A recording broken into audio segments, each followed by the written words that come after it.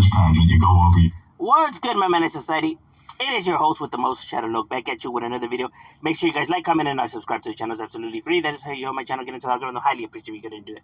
Now, I was asked and told by a few individuals that if I could make a video explaining why do I hate on Trump, right? That it seems that I believe all the fake news that's out there, right?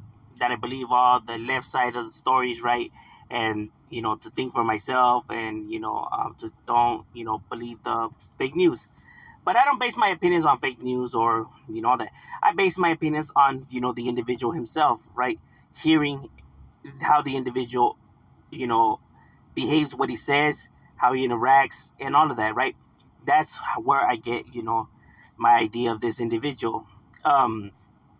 Example, here's an interview that he did in 1993 at the Howard Stern Show. People are aware of the Howard Stern Show, very popular show. This is before Donald Trump ever thought he was going to run for president or anything like that, right? Before anybody even knew who Donald Trump was like that. And these are some of the things he had to say. On this pageant, you go over, you're meeting the girls. It's like one of them comes up to you and says, Mr. Trump, you're a very sexy man. You're a beautiful man. You have fantastic hair. You're a powerful man. Narcissism. Right? You're a powerful man. Right. I don't want to sleep with you. Now, you're not the type that would say no. I don't want to hurt their feelings. Right. No, I don't want to hurt their feelings. Remember, these are underage. You're a guy who likes to have everything. Well, couldn't that be construed, however, as conflict? Yes. I don't see it as a conflict. It could be a conflict of interest, but, you know, it's the kind of thing you worry about later. Oh, I see. You kind of worry about it later. You don't worry about that kind of shit right now. You worry about it later. No, I mean, some of these foreign girls, you know, Mr. Trump, in my country, we say hello to vagina. Well, you could also say, as the owner of the pageant, it's your obligation to do that. So you Sick have individual. Well, I'll tell you the funniest is that I'll go backstage before a show, Yes. and everyone's getting dressed and ready and everything else, and, you know, no men are anywhere. And I'm allowed to go in because I'm the owner of the pageant, and therefore I'm inspecting it. You know, I'm inspecting. I want to make sure that You're like a everything's doctor. good. You literally Yeah, is everyone okay? You know, standing there with no clothes. Is everybody okay? And you see these incredible looking Standing with no women. clothes is what he said. And so I sort of get away with things like that. He gets away with things like that. Would you? No, I have no age. I make Foley with, you know, 12-year-olds. He has no age limit. He has been with 12-year-olds. She's got. He's talking about his 1-year-old kid right here. We don't know whether or not she's got this part yet. She doesn't know if she'll have her mom's breast. Here it's called Phase 5. I'll ask the question. Ivanka, you answer first, and then Dad, you answer also. Okay, Ivanka, what's the favorite thing you have in common with your father?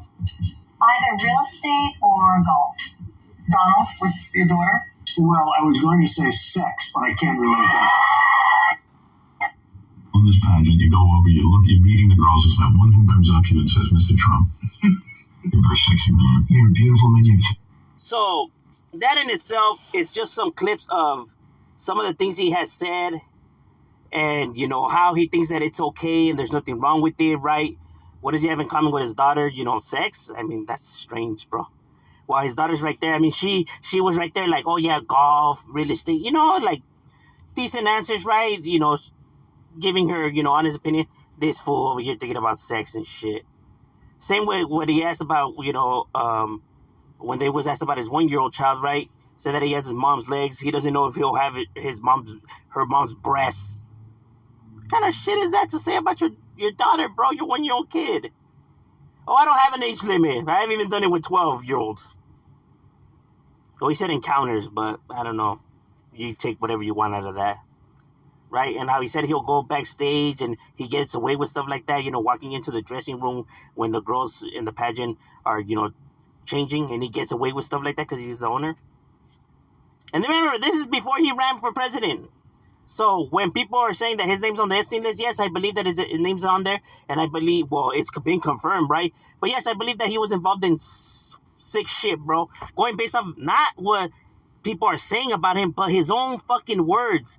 Want to go check out this interview? This is before AI, before any of that shit was, you know, existed. You know what I mean? So people can't say, oh, it's AI or it's altered. No. This is before any of that shit even existed. This is who the individual truly is. A sick, disturbing, weird, pedophile type of individual that people support. You support a pedophile. You support a sicko who takes advantage of children. But you're willing to be okay with that for what? You're supporting a pedophile just for the Democrats won't win? That's crazy. People's morals are fucking all twisted, bro, nowadays. But that's just my opinion. That's why I think the individual's a scumbag. Not he said, she said, but based off of his own words. I'm saying, what are your thoughts? Leave it in the comments. Shout out. We out.